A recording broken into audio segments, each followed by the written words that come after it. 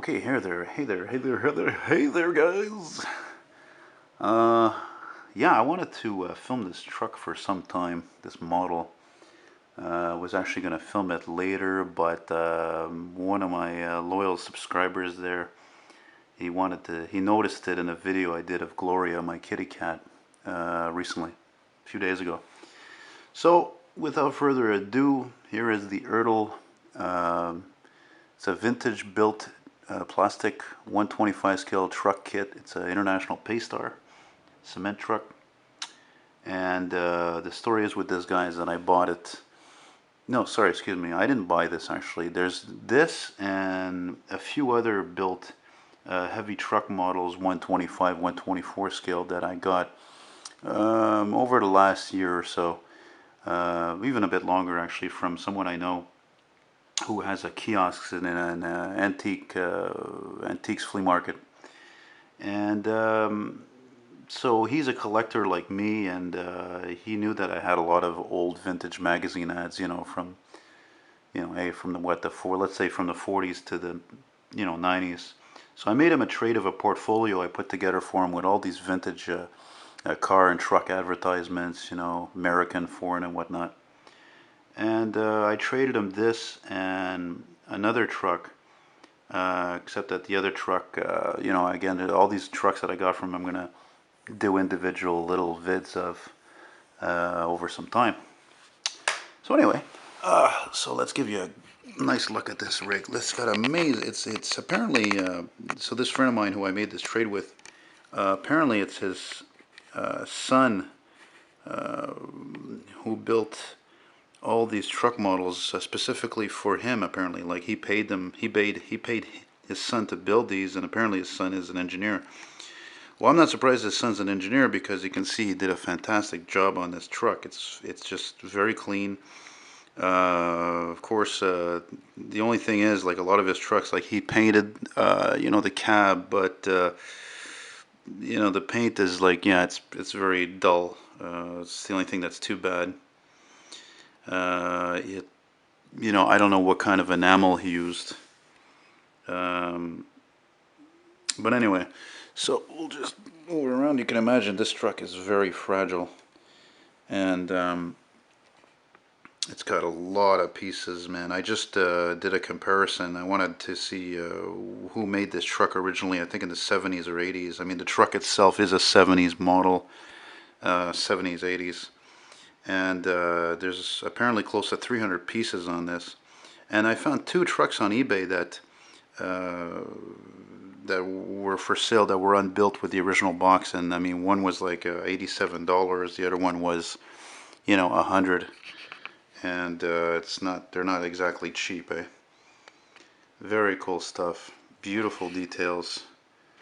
Let's get a little closer here.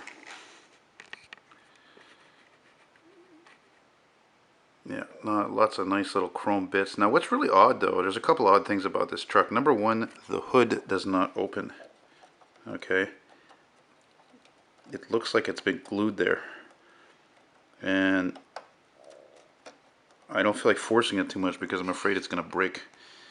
And maybe it's because the hood was too loose all the time, and so, either the son or the dad decided to, glue it shut. And it's got that nice big mixer on there. A little focus. But what I find really strange about this kit, and at first I thought that the guy who built it did this on purpose, but then I found the kit, like I said, the same model on eBay, is that you can see that this arrangement here with the fenders for the rear wheels, there's supposed to be six wheels here. Three on this side, three on the other. And there's only four wheels, so two axles. But judging by the gap, you can see there's supposed to be six, three axles. It's very peculiar, very unusual. Let's get a ground shot here.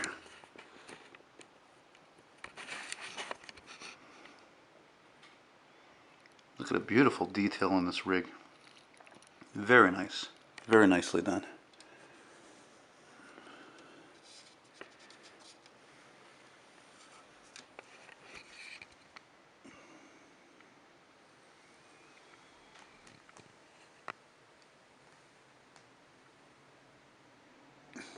Yeah, there's my, for those of you who haven't seen, now this one is one I built just recently. My Ford C600 Stake. I love it. Yeah, she's a beauty. I keep her here on my table actually, that's how proud of it. But also because I really have run out of space and I have to buy either more shelving or a bookcase or something. Because there will be more. I mean, I'm working on that white Freightliner cab over. I'm going to have a trailer for it too, so even when that's done, I don't even have a place for it, so. Oh, got some glue on the windows, unfortunately. It's not a very easy task to build these models, you know. Cars can be challenging, car model kits, but trucks and things that are that big or bigger are even more challenging, you know.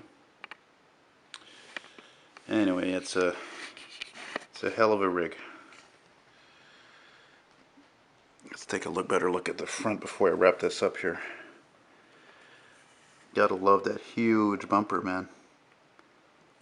Guy could stand on top of that, you know. Do some work there alone. Very cool, eh? Yeah, she's a beauty.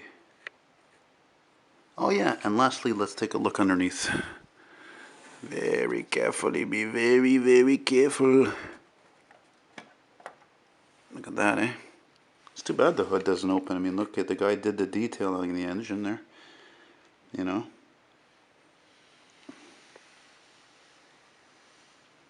Yeah, really cool stuff. But you know, if it were up to me, if I could ever get actually 4 wheels and tires like this, the same ones or similar, I'd repaint them white, and then I would reconfigure this, cut this drive shaft off carefully, of course, and then, you know, obviously I'd have to have another diff, but I would add to this because this is, again, this is not correct, you know.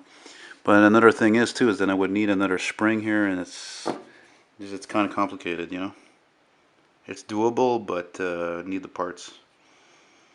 Anyway, so I hope you enjoyed it, and have yourselves a, you know, as I always say, a good day, a good afternoon, a good evening, a good morning, whatever, good weekday, a good week. And yep, see you on the flip side, folks. Sayonara.